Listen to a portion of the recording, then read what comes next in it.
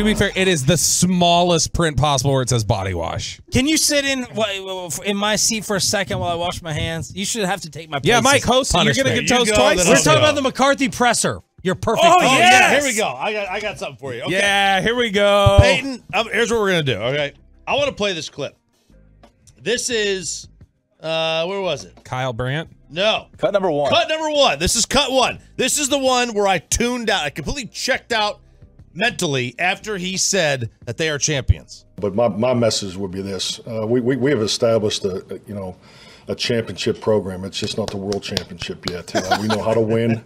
We know how to train to win. We have the right people, but we have not crossed the threshold winning playoff games. And it's extremely disappointing to be sitting here talking about it. But I know how to win, and we will get over that threshold. I have total confidence in it, and that's why I'm standing here today. You and Sarah have established a hell of a marriage. We're not married you haven't yet. gotten married yet, but you have That's established. Right. That's fair. You don't have the ring, but you've established a hell of a marriage. We have a ring, but not the second ring. But yeah, now listen. Does he know how to win? Yeah, he won a championship before. This gave me UTSD, not PTSD. Right. UTSD, University of Tennessee Stress Disorder. It gave me flashbacks because our idiot coach, or 2 coaches ago, Butch Jones, called the Tennessee champions when they haven't won a championship at all. Talked about winning championships. They're a champion. They've won the biggest championship, and that's a championship of life. Oh, that sounds like John Life Gruden champions, to me. Baby. That sounded like John Gruden. It did sound like Gruden. Hey, did you see, since we don't have Sean here, have you seen the Kyle Brandt clip yet? Have you heard Kyle Brandt's rant I don't know about who that is. This is you, Kyle Brandt, like Morning Football. Do you have that one still, Peyton? Yeah, no more audio, guys. Come on. Oh, okay, last one. He's NFL Network. Yes, listen to Kyle. This is Kyle Brandt going off on the Cowboys end of the season. The Cowboys at this point have a quality of a new religion. And I'm talking about not a traditional one, a newfangled, modern, manufactured religion in which people buy in and they devote their time and their attention to this alleged light and truth. And in the middle of it is a charismatic Southern preacher man, and he always has big plans for promises and a glorious salvation. And there's these old stories of the past and these mythical figures, and there's symbols and there's stars, and there's this mega church edifice that they play in, and there's money being pumped into it, and money. But what's missing is something called validation of faith. Give us something. Show us why to believe. Validate our belief. Show us a miracle. Validate us. They're a false prophet. They're not real. How about them Cowboys? What about them? What?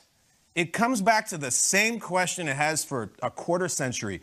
WWJD, what will Jerry do, and do we even care?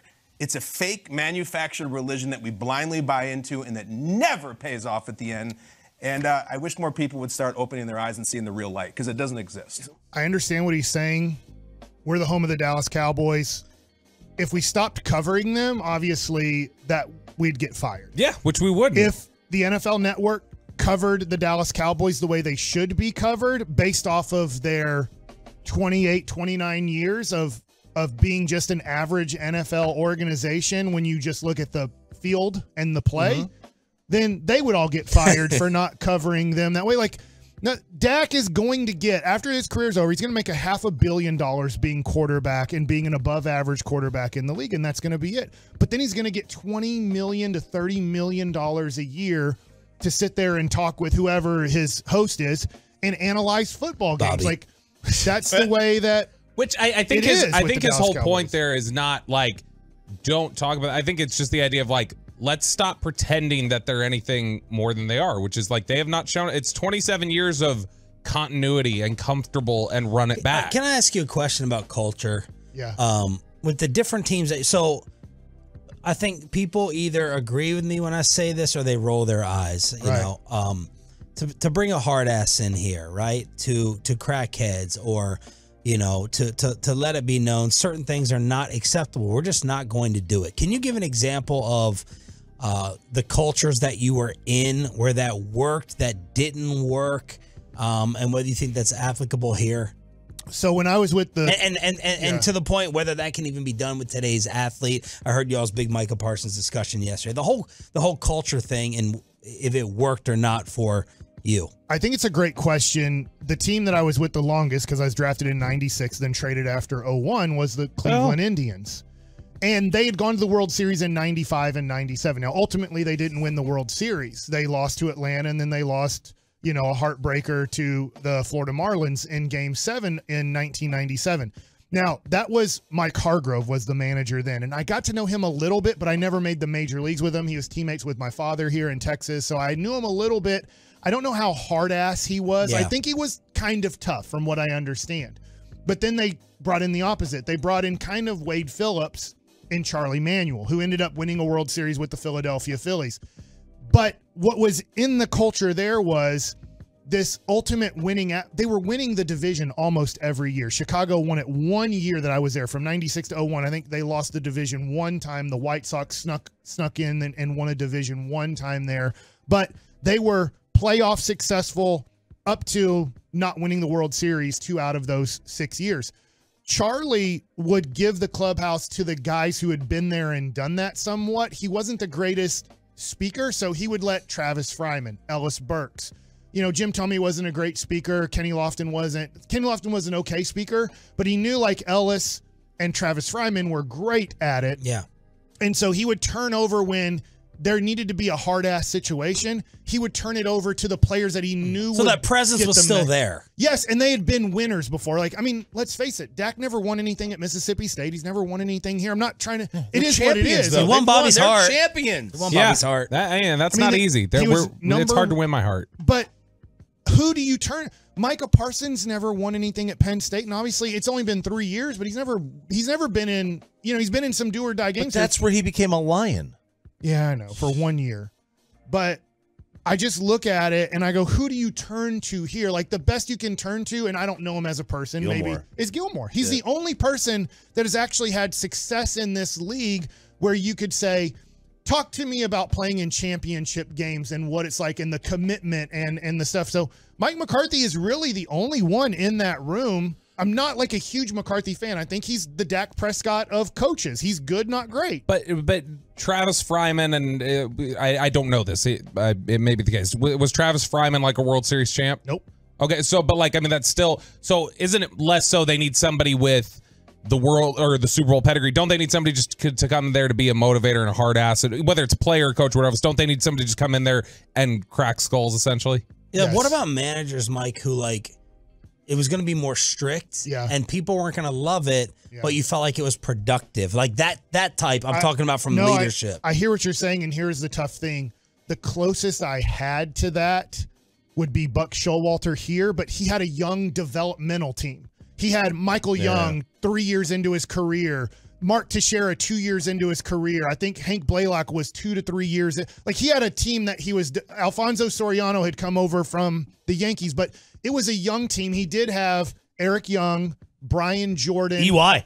They were older veteran guys on the team, but it was the core of the team, the heart of the team was a young team who's like, we'll do whatever you say. We don't know. We've barely been in the major leagues. And then the other one. Buck's great with young kids, like from a young team. Which was opposite is a little bit of a hard ass was Bobby Valentine. Here was the issue. And this is the tough thing about professional sports.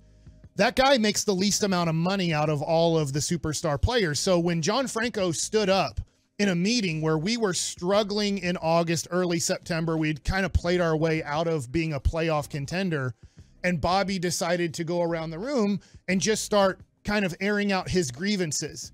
And the problem was in New York, which New York media is way harder than the Dallas Cowboys. It's not even close. Yeah. New York Mets media is 10 times harder than Dallas Cowboys media. So he starts talking about whoever's talking to the media, this and that. And John Franco finally gets up, takes all the newspapers in the room, throws them, and says, "You're the effing guy talking to the media the most, Bobby." And this, so all of a sudden, we have now the veteran players screaming back at the manager, telling him he's not good enough. He's the one leaking all the information out of here. And I was like, oh, crap. And I'm 23 years old at the time. And I'm thinking to myself, oh, my God. Like, I didn't know you could do this. So let's be honest. That's the tough thing about sometimes when we think about if you made it up to, let's just say a high level, you're listening right now and you made it up to college football or college baseball or whatever it was. They're still in control and in charge. Those head coaches are in control and in charge of the team. You're not that in control and in charge of a professional team because they make more money than you. They get you fired. They can't release you. They can't cut you from the team. If Dak Prescott wanted Mike McCarthy gone, it takes one meeting with Jerry and Mike McCarthy's gone. Like literally. So Dak is not, I don't want to say he's not for Mike McCarthy. I don't know, but he's definitely not against Mike McCarthy because all it takes is one meeting and Mike McCarthy's gone.